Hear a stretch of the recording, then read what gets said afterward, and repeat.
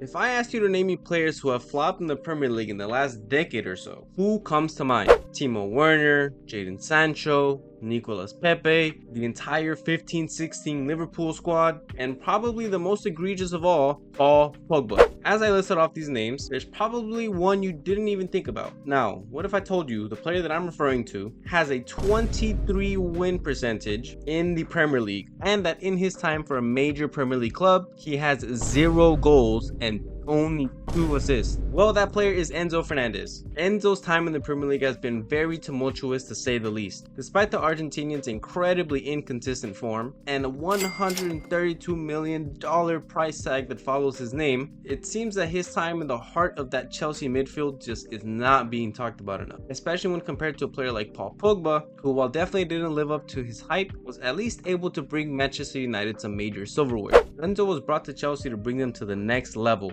and stamp his name across the pool of midfielders that the Premier League has to offer. Well, 30 Premier League games later, and Enzo hasn't exactly led Chelsea to the next level. With only 7 wins under his belt and a staggering 13 losses, it's beginning to look very grim for Enzo and this Chelsea side. The most fascinating aspect about Enzo Fernandez was the potential that he was showing prior to his move to the London side. Many people touted him to be the piece that Chelsea was really missing in their team to take them to the next level. A midfielder capable of many things that the squad could really be built around. So in this video, I essentially wanted to take a little bit of a look into Enzo Fernandez's career. First, before he joined Chelsea, then diving into the Chelsea squad that he joined, and then what has happened to Chelsea and Enzo since his arrival to the Premier League. And real quick, boys, before we get into the content of the video, if you guys enjoy this type of content, don't forget to subscribe, leave a like, and comment your thoughts down below. If this video can get to 20 likes, I will drop another video essay a little bit sooner. But if it doesn't, no worries, boys. Still appreciate any support. Let's get into the video. So this time last year, during the 2022 World Cup, Enzo bursted onto the scene after Argentina's initial loss to Saudi Arabia. Even though he already had somewhat of a reputation as an up-and-coming star, this was definitely a period of time where his stock grew massively in the footballing community. His entrance into Argentina's match against Mexico proved to be a catalyst for the eventual 2-0 win for the Albiceleste. Enzo getting on the score sheet as well. This was definitely a goal that grabbed a lot of attention. After this moment, Enzo really did not look back. He would firmly establish his role within the Argentinian midfield, the same Argentinian team that ended up winning the entire World Cup, and he even snagged himself the Young Player of the Tournament award in the process. Enzo was praised for his energy, his ability to control the tempo of games, his technical ability, and his incisive pass. His willingness to not only do the dirty work in the midfield, but also be a progressive outlet, saw him rank incredibly high when compared to other midfielders in the World Cup, being in the 96th percentile for tackles completed and 87th percentile for progressive carries per 90. All of this culminated into deep interest from major Premier League sides such as Manchester United, Liverpool, and Chelsea.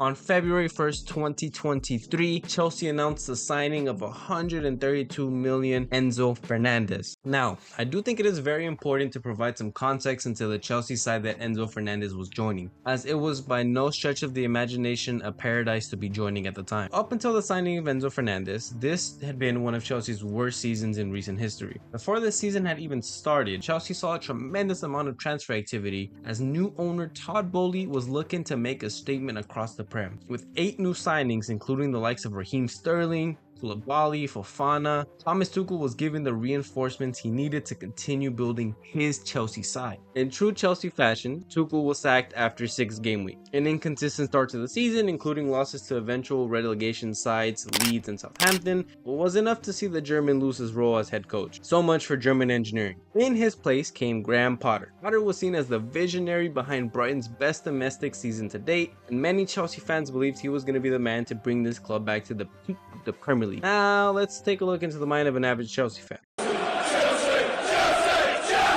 Initially, Potter didn't do too bad in his new role, especially considering the fact that he was thrown into the hot seat and was given the keys to a squad that realistically just wasn't his. However, this didn't last too long. The results quickly became inconsistent, which led to both fans and media questioning if Potter was really ready for the task at hand. With Chelsea sitting in 10th place by the beginning of the January transfer window, it was time for Potter and Boehly to get to work. By the end of the January 2022 window, Chelsea had made another 8 major signings, which were capped off by the arrival of our boy Enzo Fernandez. Enzo was brought into this Chelsea side to really be the glue, a dynamic, progressive, technically gifted midfielder who had just lit up the world stage, was about to be a tool at the disposal of the great Graham Potter. Well, Enzo and this new Chelsea side only managed to win 3 games for the rest of the 2022-23 season, with Enzo registering only 2 assists in this time. And those 3 wins, in case you were wondering, came against Leeds, Southampton, and Bournemouth. Oh, and Graham Potter got sacked, who was replaced by Frank Lampard, who was sacked last season for Tuchel. So Chelsea was really showing to be a clown show in the last season and a half. Well, with the 2022-23 season over, it was time to shift focus onto the next Premier League campaign. It was very clear that Chelsea meant business this time around, and this was shown to the world as they let go of Frank Lampard again and appointed Mauricio Pochettino to lead this side for the season. With the manager of this quality who was able to get rid of some of the deadwood that was still at the club, things once again were looking up for Chelsea. This was going to be a season where Enzo could really take control of this team and show the Premier League what he could do. Pair that with $73.7 million Latvia and $146 million Caicedo. This was going to change everything for Chelsea. So, how have Chelsea been doing so far this season, you may ask yourself? Well, so far this season, Chelsea are sitting 10th place, and $132 million Enzo Fernandez has not registered a single goal or assist, and has seen declines in progressive carries, tackles, and passes attempted per 90 when compared to last season. I do believe it's crucial to hold Enzo to a high standard, just as we have done with other big money signings that we have seen in the Premier League. If we were looking at just the sample size of last year, where he had only just been in the Premier League for half a season, maybe we could cut him some slack saying he's adjusting to the league, give him a little bit more time,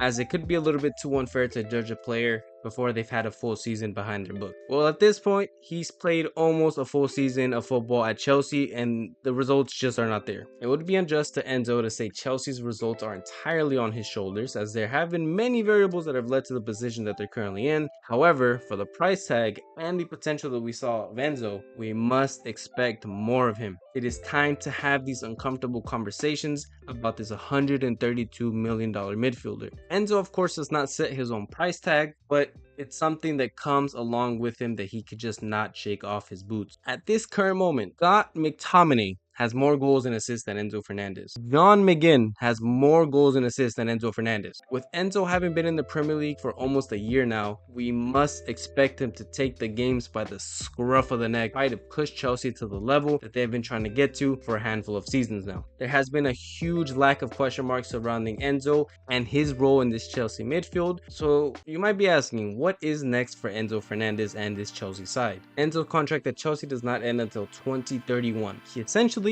signed a death row records type of deal. It's safe to say that Enzo's going to be in this Chelsea side for a while, unless things take an even more dramatic turn for the worse. Enzo has had a handful of promising performances that he must continue to build on. However, as I mentioned before, he needs to find a consistent level where he pushes himself and his teammates to hit that next gear that is desperately needed. The player that we saw at the World Cup is still inside of Enzo Fernandez, and Chelsea must build their attack around Enzo and their new $500 million midfield. But until we see the performances from Enzo, we do really have to consider how much of a flop he has been, given the potential and given the price tag that's come along with him. Am I being too hard on Enzo? You guys can let me know in the comments down below. So boys, I really enjoyed that video essay. I am planning on making even more. I challenged myself to make one a month for the next however long, right? I do enjoy making these videos, but I do actually enjoy putting my thoughts out there and just seeing how you guys react to kind of what I have to say. And I will be reading pretty much every single comment that I get down below, so make sure you guys are commenting down below. Let me know your thoughts. Always much appreciated to have a conversation with you guys in the comment section. If you guys could drop some support, right, leave a like, subscribe, hit that noti bell, that would be so much appreciated, boys. And like I said, if this video does hit 20 likes, which is pretty high for my videos, but this did take a little bit of time to really get done, I will push myself to drop the next video essay in the next 2 weeks. Regardless, thank you boys for watching, especially if you made it this far. Have a great rest of your day. Peace.